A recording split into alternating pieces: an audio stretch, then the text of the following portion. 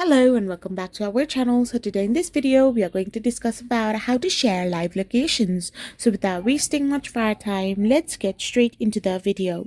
So if you want to share your live location, all you gotta do is simply open your Google Map. So once you open your Google Map, you need to tap on your profile picture. After doing this, you can simply share and select the option called location sharing. Tap on it and now tap on share location. Now, you will get two options. One for a certain hour that can be changed from 1 hour, 2 hour, 3 hour or more. And second, until you turn this off. Once you simply do this, you can simply select the person you want to share your link with, or you can simply share the app you want to send your live location from. So, you can also share your live location directly in your WhatsApp chat by tapping the attachment icon and selecting location.